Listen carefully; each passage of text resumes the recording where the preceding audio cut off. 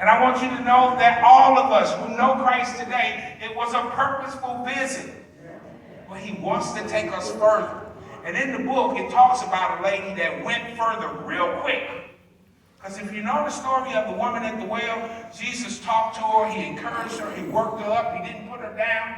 And by the end of it, she was saying, yes, sir. You know what I'm saying? She was against him at first, but by the time Jesus got through with her, she was like, yes, sir. But not only that, she went back to the city and she said, come see a man. Come see a man. And those people came and they saw for themselves, and a whole bunch of people got saved. This might be the end times, y'all. It might be a whole lot of stuff going on. Last week, Bishop made an appeal. I don't know if he said it. I think he said 50. He said, I just had 50 people. Then he cut it off. He didn't really go all the way. But I believe what he was saying. If I had people who were willing to sell out and use their life as a living testimony, let God work them through shortcomings. Some people in here have anger problems.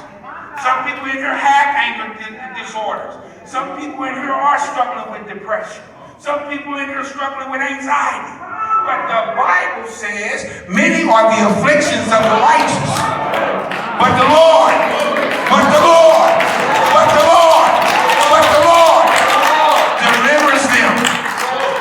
delivers them out of them all. Jesus, I love to hear Elder Ivan sing the song. Jesus set me absolutely free. I can't sing, he can sing. He died on Calvary and gave me the victory. Jesus set me absolutely free. I love to ride on the highway past Bethesda. They got a big sign right on the side of the highway that says that Jesus saves completely. To the utmost. To the utmost. Jesus saves. And I'm here to tell you, I do not miss using alcohol. I do not miss using drugs. He has set me absolutely free. And it's because I did some of the things that's in this book.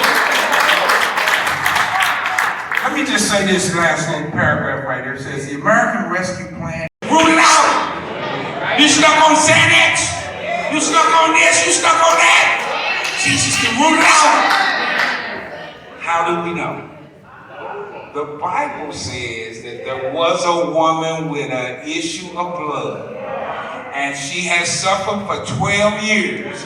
And she has spent all her money. $5 billion.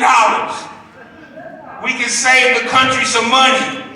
Really, it's your money, because it's taxpayers' money. But we got to get busy, saints. People are driving the way they are. You wonder why people are stealing. You wonder why people have so much rage in their heart. A lot of it has to do with what they put in their body. It says, we honor their resilience and recommit to making sure that every American has access to services and support they need to rebuild lives and purpose and hope. I want to read a lot more of this letter, but I'm going to tell you a little bit about it. Bishop Blackwell preached last week, and he was talking about purpose. He was talking about God having a purpose for you, having a plan for you. And it's an awesome message. And if you be here for the next 3 weeks after this week, he's going to be talking to you about something that will disrupt that purpose and disrupt that plan. But the one thing I want you to know, and I'm going to use myself as an example, but I know others. I'm looking at one right now. I know others. I'm looking at another one right now. That what the devil meant for evil, God meant it for good. Yes, I used alcohol. Yes, I used crack. Yes, I smoked cigarettes. Yes, I did some crimes. But I want you to know, because just having drugs is a crime. I want you to know that God used it for my good. Used it not only for my good, he used it for the good of the kingdom. And I want to share this with you too. When Bishop comes forth, I know where he's going. I read and meditated on his message. I read and meditated on his lesson. I've been prayerful.